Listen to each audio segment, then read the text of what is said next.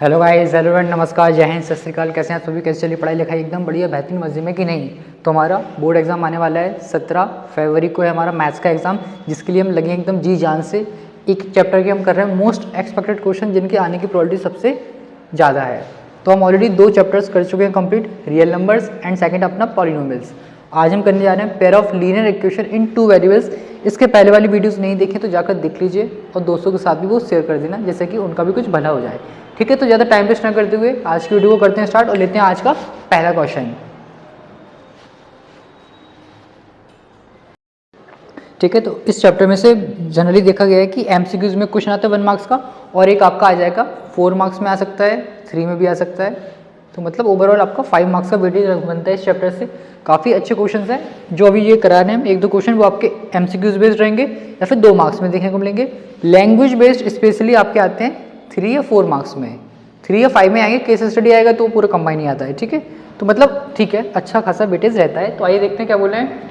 For what value of के की किस वैल्यू के लिए इस इक्वेशन का जो सिस्टम है, 2 इक्वेशन दिए हैं, उसका सॉल्यूशन होगा यूनिक। उसका सॉल्यूशन होगा यूनिक, उसके लिए के की वैल्यू बताना है। तो सबसे पहले इस टाइप के क्वेश्चंस में आप दोनों इक्वेशन को स्टैंडर्ड फॉर्म में लिख लीजिए। स्टैंडर्ड फॉर्म क्या बोलता है कि सारे टर्म्स एक साइड होना चाहिए। तो के एक्स माइनस वाई 2 को भी इस साइड लेता है लेफ्ट साइड इक्वल्स टू 0। ऐसे इसको भी 6x minus 2y minus 3 equals to 0। ठीक है, इसके बाद आप निकाल लेना a1 b1 c1 a2 b2 c2। तो पहली वाली इक्वेशन से निकलेगा a1 b1 c1। a1 b1 c1 क्या होते हैं? a1 होता है x का कोफिशिएंट, ध्यान से सुनिएगा, पहले टर्म का कोफिशिएंट नहीं, x का कोफिशिएंट। तो x के साथ लिखा है k, b1 हो जाएगा भैया जो y के साथ लिखा है -1, ध्यान से, c1 हो जाएगा -2, a2 कितना हो जाएगा भैया? सेकंड इक्वेशन से आएगा 6, b2 क्या हो जाएगा? माइनस का 2 एंड c2 क्या हो जाएगा? माइनस का 3। तो ये हमारे सारे कोफिशिएंट्स आ गए a1 b1 c1 a2 b2 c2। अब सर मेन क्वेश्चन है कि कंडीशन किस पर बोल रहे हैं? यूनिक पर बोल रहे हैं। यूनिक सॉल्यूशन मतलब आपका होता है इंटरसेक्टिंग वाला केस। तो उसमें कंडीशन बनती है a1 upon a2 not equals to b1 upon b2। 3 conditions होती हैं, यूनिक के लिए होता है, पैरेलल के लिए होता है और कोइंसिडेंट के लिए होता है। तो ध्यान रखिएगा, वो आगे आने वाले क्वेश्चंस में सब कुछ कवर कर लेंगे। a1 कितना भी है? k है। a2 कितना भी है? 6 है। नॉट इक्वल्स टू b1 कितना है? -1 है। b2 कितना है? -2 है। इसको हम सिंप्लीफाई कर ले रहे हैं, माइनस से माइनस जाएगा, 6 का मल्टीप्लाई कर लेना 6/2। तो फाइनली यहाँ से आंसर आ जाएगा k is not equals to 3। मतलब k की कोई भी वैल्यू तुम रख दो यूनिक होगा, बस 3 नहीं रखना। 3 रखोगे तो ये यूनिक नहीं रहेगा, कुछ और हो जाएगा। अब वो क्या होगा वो बात की बात है, बस यूनिक नहीं रहेगा, इतना सा ध्यान रखना। तो इसमें नॉट इक्वल में ही फॉर्म में आता है यूनिक के केसेस में, मतलब k की वैल्यू 3 नहीं होनी चाहिए, बाकी कोई भी वैल्यू हो सकती है। तो ये हो जाएगा इसका आंसर। ठीक है, हो सकता है ऑप्शंस में आपको देखने को मिल जाए k equals to 3, k not equals to 3। तो नॉट इक्वल्स पे लगाना, इक्वल पे मत लगा देना। ठीक है, आई होप आपको समझ में आएगा होगा। जल्दी से स्क्रीनशॉट ले लीजिए, फिर देखते हैं नेक्स्ट क्वेश्चन। थोड़ा लाइट का फोकस आया तो मैंने एंगल थोड़ा सा चेंज कर दिया है। ठीक है, कोई आई होप आपको दिक्कत नहीं होने वाली है। इसमें बताना check whether the pair of linear equations this and this are consistent और नॉट। चेक करना है कि कंसिस्टेंट है कि नहीं है।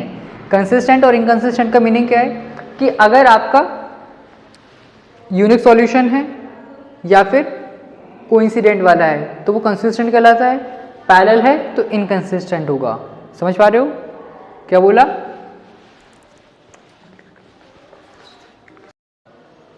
ठीक है, तो हमें इसमें यही चेक करना है कंसिस्टेंट है कि इनकंसिस्टेंट है। तो उसके लिए पहले तो हम दोनों इक्वेशन को स्टैंडर्ड फॉर्म में लिख लेंगे। तो 3x plus 7y minus 2 equals to 0। इसमें आप चाहो तो क्रॉस मल्टीप्लाई करके फिर शिफ्ट कर लेना, डायरेक्ट भी कर सकते हो, कोई दिक्कत नहीं है। 2 का मल्टीप्लाई करेंगे तो 4x, 2 का मल्टीप्लाई करेंगे तो 10y और देन माइनस का 7।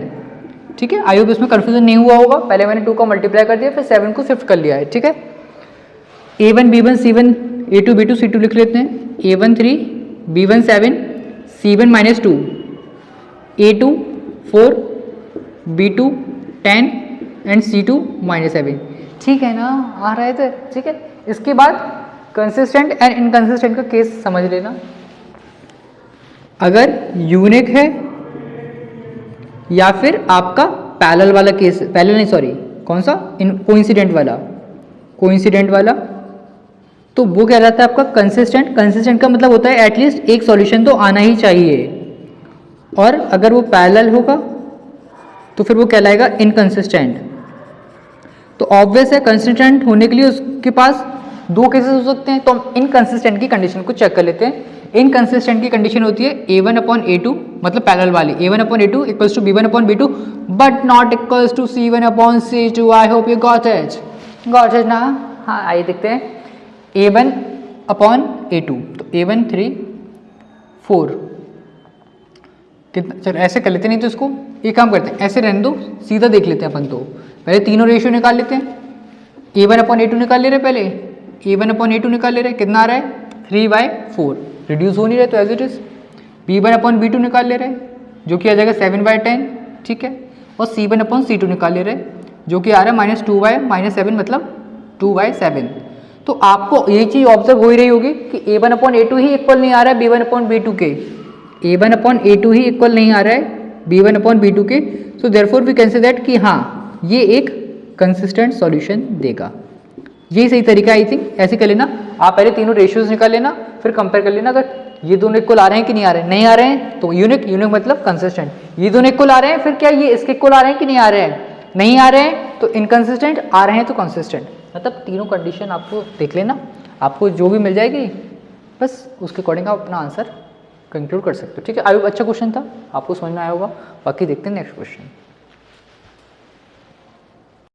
ठीक है। देख लेते हैं, इसमें सिंपली में सॉल्व करना है दो इक्वेशंस को, लेकिन इन्होंने जो फॉर्मेट जिस फॉर्मेट में दिया है वो थोड़ा सा अलग है, तो उसको पहले में थोड़ा सिंप्लीफाई करनी पड़ेगा, क्योंकि अभी हमारे पास डायरेक्ट दो इक्वेशंस नहीं है, हमें फॉर्म करनी पड़ेंगी। कैसे करेंगे, देखो ये तो लिखा है 2 की पावर x प्लस वाई, क्या आप 32 को भी लिख सकते हैं 2 की पावर समथिंग, हाँ लिख सकते हैं, कितना 2 की पावर 5।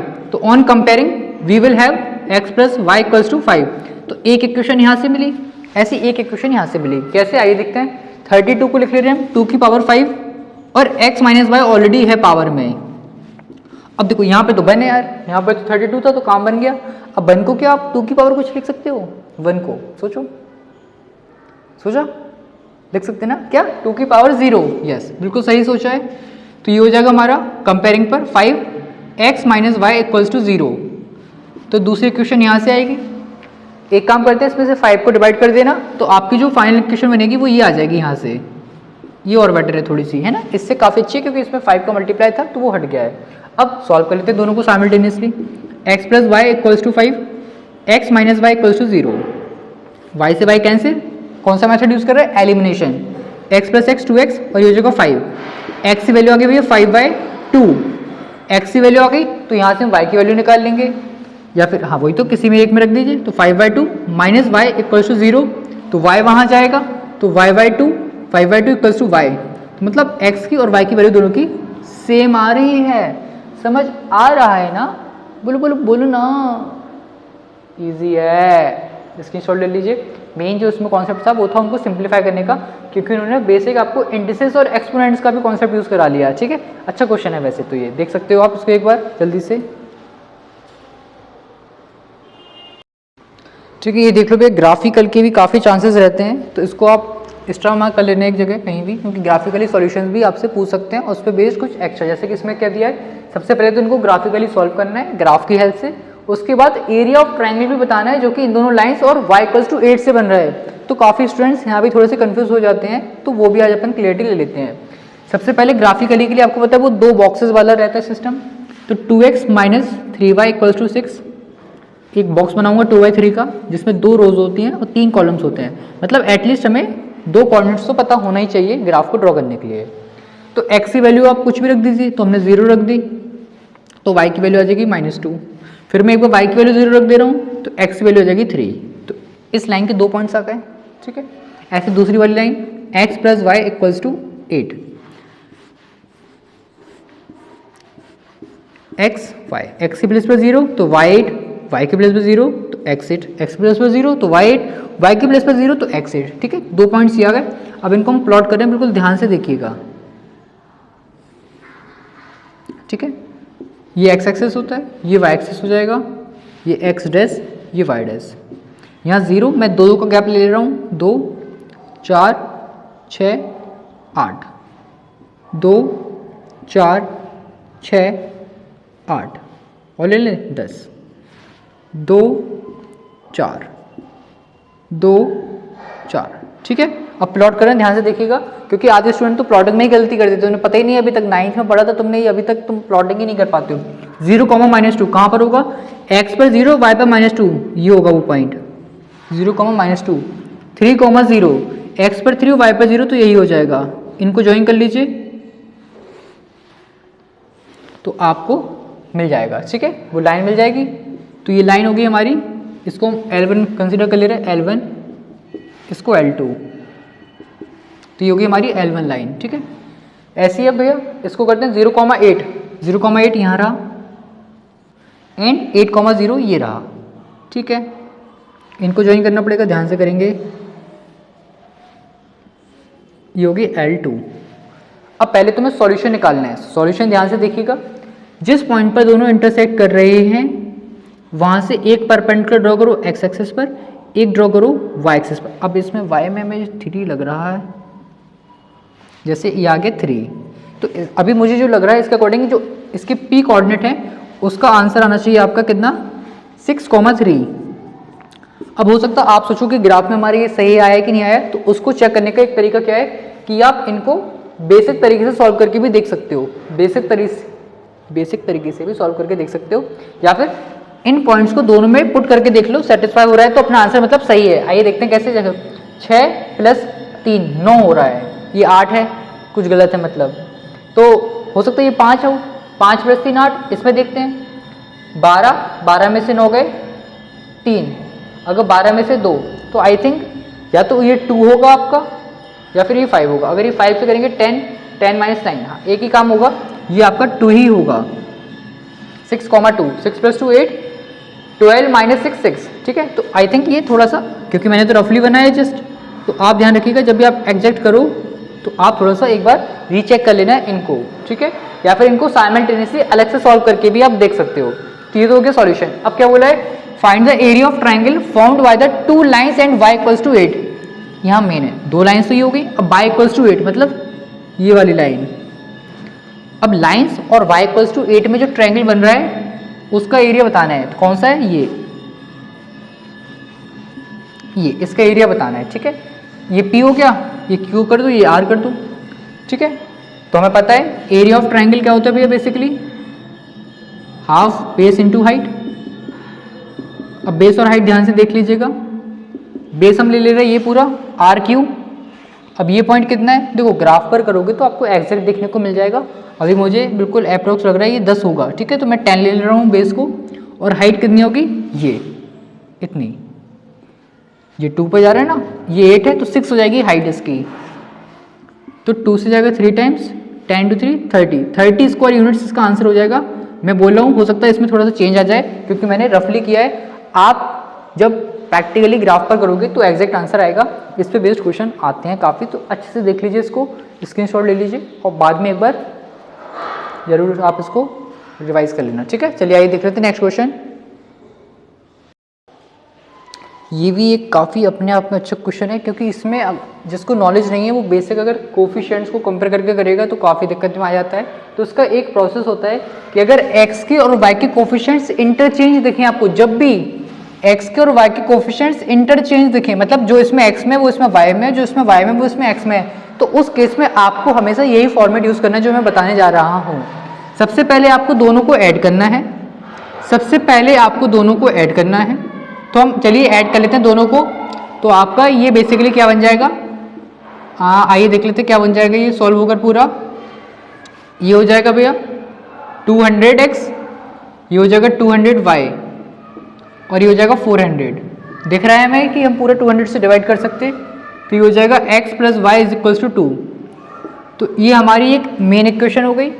एक बार हम दोनों को माइनस कर दे रहे हैं, ठीक है, माइनस कर दे रहे हैं एक बार, तो यहाँ से हमारे पास दूसरी इक्वेशन आएगी। कभी कभी ऐसा भी पूछा जाता है कि केवल आप x + y या x - y की वैल्यू बताओ। जैसे कि इसको मैं पूरा कर लूँ, पहले ये प्लस कर दिया, अब माइनस कर रहे हैं, तो 99 - 101 माइनस का 2x, 101 - 99 प्लस का 2y, और ये माइनस का 4, 2 से डिवाइड कर दीजिए, तो -x + y = -2। कभी कभी हमसे x प्लस वाई की वैल्यू पूछना, डायरेक्ट x माइनस वाई की वैल्यू पूछ लें तो उसमें भी थोड़ा सा ध्यान रखना। जैसे कि इसमें x प्लस वाई की वैल्यू 2 आ गई, तो ये नहीं कि पूरा सॉल्व कर रहे हो, इतना सा ही पूछा तो उन्होंने बस। और अगर x माइनस वाई पूछे तो उसमें बस माइनस का मल्टीप्लाई कर देना तो 2 आ जाएगा आंसर। तो इस तरीके के भी क्वेश्चन पूछ सकते हैं। तो उसमें ये नहीं कि आप पूरा सॉल्व करो फिर आंसर दो, आगे आंसर हमारा तो ये पूछा उन्होंने, बस यही आंसर है, तो उसमें पूरा मत क्या करो सॉल्व। अब इसके लिए तो हम इनको सॉल्व कर लेंगे एक बार और। x plus y equals to 2 and minus x plus y equals to minus का 2, ठीक है। ये कैंसिल हो जाएगा, ये हो जाएगा 2y इज इक्वल्स टू 0, तो y की वैल्यू आ गई भैया 0, y की वैल्यू 0 आ गई, तो y की वैल्यू 0 हम किसी एक में पुट कर दे रहे हैं क्वेश्चन में, तो वहां से हमारे पास x की वैल्यू आ जाएगी। तो x प्लस 0 इक्वल्स टू 2, तो x की वैल्यू आ गई 2, तो हमारे पास ये होगा इसकी सॉल्यूशन, x की वैल्यू 2 एंड y की वैल्यू 0। आई होप आपको समझ आया होगा। आया है कि नहीं आया है? आया है ना? यस, अच्छा क्वेश्चन था, देख लीजिए। इसको भी कर सकते हो भैया मार्क, क्योंकि 2 मार्क्स में 3 मार्क्स में देखने को मिल जाता है, अगर आता है तो 2 मार्क्स में ही आता है बेसिकली, 3 में तो फिलहाल नहीं है चांसेस, 2 के ही हैं। तो आप इसको एक बार जरूर देख लीजिए अच्छे तरीके से, ठीक है। ले लिया स्क्रीनशॉट, चलिए ठीक है। अभी तक हमने क्वेश्चन देख ली जो हमारे बेसिक होते हैं। अभी आपके लैंग्वेज बेस्ड क्वेश्चन है, इनसे स्टूडेंट ज़्यादा घबरा जाते हैं क्योंकि इक्वेशन बनाने में उनको थोड़ी सी डिफिकल्टी महसूस होती है। तो लेकिन कोई दिक्कत की बात नहीं है, अगर आप अच्छे तरीके से समझ पा रहे हैं कि वो क्या इंस्ट्रक्शन देना चाह रहा है हमें क्वेश्चन, तो उसकी हेल्प से ईजी बन जाता है। बस थोड़ी बेसिक नॉलेज क्लियर होना चाहिए, जैसे समझते हैं कुछ क्वेश्चन से। आज ये क्वेश्चन क्या कह रहा है, सम ऑफ अ 2 डिजिट नंबर। सबसे पहले तो आपको समझना होगा 2 डिजिट नंबर क्या होता है। जैसे कि वैसे तो बिल्कुल बेसिक है, 2 डिजिट नंबर मतलब इसमें 2 डिजिट आती हैं, 10 से लेकर 99 तक, 21, 18, 92, 74 कुछ भी हो सकता है। ऐसे 2 डिजिट नंबर और उसका एक नंबर जो ऑप्टेंड होगा उसके डिजिट्स को रिवर्स करके उनका सम है 66। क्या बोल रहा है समझ नहीं आ रहा। सबसे पहले तो 2 डिजिट नंबर लेट करते हैं। लेट आ 2 डिजिट नंबर बी, हमेशा आप 2 डिजिट नंबर को यही लेट करिएगा और कुछ मत लेट करिएगा। 10x plus Y, 10x plus Y, ठीक है। कैसे बनता है अभी समझेंगे इसको। ये लेट कर लिया, अब क्या बोल रहे हैं, सम, किसका सम, 2 डिजिट नंबर का सम, ठीक है। और number obtained by reversing the digits, अगर मैं x की जगह y कर दूं और y की जगह x कर दूं तो जो नंबर मिलेगा उसका सम, ओरिजिनल नंबर का सम, और इसका सम 66 है। ये तो दिया, तो इसको थोड़ा सिंप्लीफाई कर लेते हैं पहले। 10x और x 11x, y और 10y 11y इक्वल्स टू 66। 11 से पूरा डिवाइड कर देना तो x plus y equals to 6 आ गया। तो हमारे पास एक इक्वेशन यहाँ से आ गई है छोटी सी, ठीक है। If the difference between the 2 numbers, अगर 2 नंबर्स बोल रहे हैं ना, ये डिजिट्स बोल रहे हैं, अगर ये नंबर्स बोल रहे हैं तो आई थिंक कुछ गलत हो सकता है, डिजिट ही बोलना चाहिए इनको, डिजिट्स का नंबर ही होगा आई थिंक। नंबर्स के बीच का डिफरेंस है कितना, 18। तो 10x plus y minus 10y minus x equals to कितना, 18।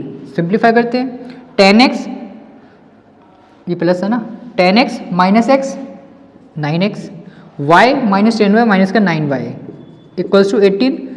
9 से डिवाइड कर देना तो x minus y equals to 2 आ जाएगा, ठीक है। तो 2 इक्वेशन आपको दिख रही हैं। कभी कभी नंबर्स के डिफरेंस की जगह डिजिट्स का डिफरेंस भी दे देते हैं, तो वो ध्यान रखना। अगर यहाँ डिजिट्स लिखा होता तो हम x माइनस बाय कर देते, नंबर्स लिखा है तो हमने नंबर्स को पुट किया है, ठीक है। ये चीज़ आप ध्यान रखिएगा माइंड में। अब हम इन दोनों को सॉल्व कर ले रहे हैं। x plus y equals to 6 and x minus y equals to 2। y से y cancel, x plus x 2x, 6 plus 2 8, तो x की वैल्यू आ गई भैया 4, इसमें रख देते हैं 4, तो 4 plus 2 equals to 6, right. 4 plus y equals to 6, तो y भी यहाँ से 2 आ गया है। तो जो नंबर था वो क्या था, ये पूछा उन्होंने, देखो फाइंड द ओरिजिनल नंबर। तो 10x प्लस वाई था, तो बस x की जगह रखो x की वैल्यू और y की जगह रखो y की वैल्यू, तो 40 प्लस 2 42, तो वो नंबर 42 है। आप चाहो तो उसको चेक करके भी देख सकते हो। 42 और 24, रिवर्स तो 24 ही होगा। क्या लिखा था, सम 42 प्लस 24 66, करेक्ट है कंडीशन, ठीक है। और माइनस करके देखोगे तो 18 आएगा। क्लियर है, बोलो ना। तो हमारा जो फाइनल आंसर है वो 42 हो जाएगा, ठीक है। आई होप आपको समझ में आया होगा किस तरीके से हमने ये क्वेश्चन किया है। क्लियर है, स्क्रीनशॉट ले लीजिएगा इसका। लैंग्वेज बेस्ड क्योंकि आते ही हैं आपके में और आएंगे, ठीक है। ये भाई देखो, ये देखो, मतलब देखने में ही ऐसा लगेगा नहीं भाई इसको तो प्रणाम करके ही आगे बढ़ जाते हैं। लैंग्वेज ज़्यादा होने का मतलब ये नहीं कि हमें नहीं आएगा। आधे स्टूडेंट सर लैंग्वेज समझ में नहीं आ रही, आधे तो देख कर ही हाँ हमसे नहीं हो पाएगा। अबे क्यों नहीं हो पाएगा तुमसे? इंग्लिश नहीं आती क्या है? इंग्लिश मीडियम में पढ़ रहे हो और अच्छे से समझो उसको, डीकोड करो। पैसेज वगैरह पकड़ते हो कि इंग्लिश में कि नहीं करते हो? अनसीन पैसेज वगैरह उसी टाइप का समझो उसको, क्या डेटा दे रहा है उससे हम कैसे अपना जो हमें फ़ायदा है जिससे हमें इक्वेशन बनेगी वो डेटा निकालिए, सॉल्व करिए। भागा मत करो भाई, आइए धीरे धीरे पढ़ते हैं, धीरे धीरे पढ़ा करो, जल्दी जल्दी नहीं। 2 मिनट एक्स्ट्रा लग जाए लेकिन मार्क्स देके जाएगा वो 5 मार्क्स और क्या। Places A and B are 180 kilometre apart on a highway. एक हाईवे है जहाँ पर 2 प्लेसेस हैं, एक है ए और एक है बी, जिनके बीच में 180 किलोमीटर का डिस्टेंस है। ठीक है, डायग्राम बनाओ तो और इजी हो जाता है। एक कार स्टार्ट हो रही है ए से और एक कार स्टार्ट हो रही है बी से। ठीक है, अब लेकिन अभी रुकना, दोनों पॉइंट से एक एक कार स्टार्ट हो रही है सेम टाइम पर। If the car travels in the same direction, same direction में जा रही है डिफरेंट स्पीड से, मतलब ए भी इधर जा रही और बी भी इधर जा रही है, मतलब जो कार्स हैं वो ऐसे, तो वो 9 घंटे में मीट कर जाएंगी, मतलब एक दूसरे को 9 घंटे में क्रॉस करेंगी चलने के बाद। वहीं अगर क्या बोले, if they travel towards each other, मतलब ए यहाँ जा रही और बी यहाँ जा रही। पहले केस में जो टाइम लग रहा है वो लग रहा है कितना 9 आवर्स। दूसरे केस में टाइम लग रहा है हमें, if they travel towards each other with the same speed as before they meet in an hour, मतलब 1 घंटे में मीट कर जाएंगी। अगर एक दूसरे की साइड जाएंगी तो सेम डायरेक्शन में जा रही तो ऑब्वियस है ना, धीरे धीरे, क्योंकि सेम डायरेक्शन है तो दूरी बढ़ती जाएगी, मतलब दूरी धीरे धीरे कम होगी। तो 9 आवर्स, इसमें जल्दी जल्दी दूरी कम होगी तो 1 आवर्स। तो आपको इन दो की हेल्प से 2 इक्वेशन बनाना है फिर सॉल्व करना है। तो इसमें भैया पूछा क्या है, स्पीड ऑफ कार्स बताइए, तुम उसी को अज्यूम कर लेंगे, लेट कर लेते हैं, let speed of 2 cars be x kilometre per hour and y kilometre per hour. ठीक है भैया, अब यहाँ पर छोटा सा फॉर्मूला लगेगा स्पीड डिस्टेंस टाइम वाला। तो हमें पता है बेसिकली टाइम क्या होता है, डिस्टेंस अपॉन स्पीड। तो हम एक काम कर रहे हैं, इसको आप ऐसे मानिएगा, जब भी रिलेटिव स्पीड का कॉन्सेप्ट आता है कि जब भी अपोजिट हो और सेम हो तो उसमें हम स्पीड को कैसे कंपेयर करते हैं। देखो जब भी स्पीड आपकी, मतलब जब भी 2 व्यक्ति सेम डायरेक्शन में जा रहे हैं तो उसमें उनकी स्पीड को माइनस करते हैं। इसकी हमने x मान लिए, इसकी y मान लिया। ठीक है, तो अब देखो ये मीट करें तो x की ज़्यादा होगी तो आप इसमें यूज़ करना इनकी relative speed x minus y, इस केस में ऐड करना, इस केस में यूज़ करना x प्लस वाई। ये ध्यान रखना बतना सा, जब पहले यहाँ लिख देना सेम डायरेक्शन के लिए स्पीड आपकी हो जाएगी x माइनस वाई। ठीक है, स्पीड, और अपोजिट डायरेक्शन के लिए हो जाएगी x प्लस वाई। तो speed equals to distance upon time, speed equals to distance upon time.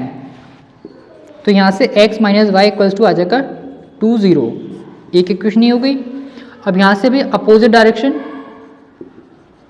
तो अपोजिट डायरेक्शन में जो स्पीड होती है वो हो जाती है ऐड। तो यहाँ से speed equals to distance upon time, वही 180 बाई 1, क्योंकि 1 घंटा लग रहा है। तो दूसरी इक्वेशन यहाँ से आ गई ये। ठीक है, आ रहा है ना समझ? 2 इक्वेशन आ गए, इनको हम सॉल्व कर लेते हैं।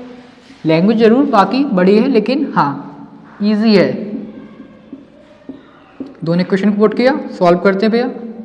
y से y 2x इक्वल्स टू 200, तो x का आंसर आ गया 100 किलोमीटर पर आवर। यूनिट जरूर लिखिएगा, कोई भी क्वेश्चन है जिसमें जो वेरिएबल्स पूछते हैं अगर वो यूनिट उनकी है कुछ तो यूनिट लिखिएगा, अदरवाइज मत लिखिएगा। जैसे कोई पॉइंट्स वगैरह हैं तो उनकी यूनिट्स नहीं होती है। अभी हमने जो एरिया निकाला उसमें हमने लिखा था स्क्वायर यूनिट्स, सेंटीमीटर स्क्वायर या मीटर स्क्वायर नहीं लिखा था क्योंकि उसमें कुछ है ही नहीं ऐसा डेटा, कार्टेशियन प्लेन पर है ना, तो स्क्वायर यूनिट्स, लेकिन इसकी यूनिट है तो आप जरूर लिखिएगा। इसके बाद x को पुट कर दीजिएगा किसी एक में, दूसरे वाले में पुट कर दे रहा है x plus y equals to 180, तो माइनस कर देना 180 माइनस 100 80 किलोमीटर पर आवर। तो y की स्पीड आ गई, तो दोनों कार्स की स्पीड आ गई हमारे पास 100 एंड 80। आई होप आपको समझ में आया होगा। बस मेन इसमें ये ध्यान रखना कि कोई भी चीज़ सेम डायरेक्शन में तो स्पीड माइनस होती है, अपोजिट डायरेक्शन में तो स्पीड ऐड हो जाती है। ठीक है, इतना सा ध्यान रखिएगा। अच्छा क्वेश्चन है, आप चाहो तो मार्क कर सकते हो इसको। ठीक है, अच्छे से देख लीजिए एक बार, वीडियो रिकैप में भी देख लेना इसको, ठीक है। चलिए देख लेते हैं नेक्स्ट क्वेश्चन। आइए एक क्वेश्चन और देख लेते हैं। लैंग्वेज बेस्ड ही, भाई देखो लैंग्वेज बेस्ड की काफ़ी वेटेज रहता है, आते हैं क्वेश्चन, इसलिए मैं करा रहा हूँ और आपको करना है, छोड़ के मत आना है। क्या लिखा है, देखो अभी हमने एक पहले कर लिया, एक स्पीड पे हो गया, एक 2 डिजिट नंबर पर हो गया, ये एज पर हो गया, ऐसे फ्रैक्शन पे आ सकता है। लेकिन इनमें से जो मेन है वो हम बता रहे हैं। एक वोट वाला भी होता है, तो वोट को आप ट्राई कर लेना अगर करना हो तो एक बार उसको। उसमें अप स्ट्रीम डाउन स्ट्रीम रहता है। अप स्ट्रीम मतलब रिवर की डायरेक्शन के अपोजिट और डाउन स्ट्रीम मतलब सेम डायरेक्शन में, ठीक है। तो अप स्ट्रीम में स्पीड हो जाती है x माइनस वाई और डाउन स्ट्रीम में x प्लस वाई हो जाती है, इतना सा फैक्ट आता है, ठीक है। इसमें क्या लिखा है, present age of father is 3 years more than 3 times the age of his son, hence 3 years later the father's age will be 10 years more than the twice age of the son. क्या सही है। सबसे पहले years के questions में आपको उनकी present as को लेट करना पड़ता है। Let present age of father and his son be x years and y years respectively, ठीक है। रिस्पेक्टिवली वर्ड इंपॉर्टेंट होता है भैया, मतलब पहले वाले का पहला, दूसरे वाले का दूसरा, ठीक है। लिख देना रिस्पेक्टिवली, कहीं पे लिखा रहता है ना रिस्पेक्टिवली, आप लोग कहते हो ऐसे ही लिखा है, ऐसे ही लिखा है। जो पहले दिया उसका पहला वाला, जो दूसरा दिया वो दूसरा वाला, ठीक है। तो प्रेजेंट एज का इन्होंने दिया, देखो इसमें हो सकता कंडीशन प्रेजेंट एज भी दे दें, हो सकता इतने ईयर्स एगो या इतने ईयर्स बिफोर पे दे दें, या इतने ईयर्स आफ्टर या इतने ईयर हैंस पर दे देते हैं। तो प्रेजेंट में तो कोई दिक्कत नहीं आती है। अगर एगो की बात होती है तो उसमें हमें पहले माइनस करना पड़ता है उतने साल दोनों में से, फिर हम कंडीशन बनाते हैं। जैसे इसमें दिया ना 3 year लेटर, तो बात की कंडीशन अभी हम बताएंगे तो वहाँ से क्लियरिटी आ जाएगी।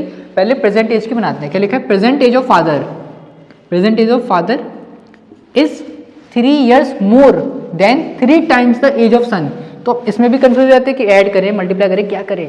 देखो जहाँ भी टाइम्स आता है वहाँ मल्टीप्लाई है, जहाँ मोर और लेस आता है वहाँ प्लस और माइनस रहता है। तो 3 times सन के से 3 ज़्यादा है, 3 years मोर देन 3 times, तो यहाँ से जो कंडीशन बनेगी वो ये बन जाएगी, ठीक है। ये तो सिंपल थी। अब देखो 3 years लेटर की बात हो रही है, 3 years लेटर, तो ध्यान रखना फादर की एज जो 3 साल बाद हो जाएगी x+3, और जो सन है उसकी एज हो जाएगी y+3। अब इसके रिस्पेक्ट में कंडीशन बनेगी, ठीक है। अभी तो डायरेक्ट बन गई क्योंकि अब 3 साल बाद की बात हो रही, तो ऑब्वियसली तीनों 3-3 साल बड़े हो जाएंगे ना। तो आइए देखते हैं क्या बनेगी। The father's as,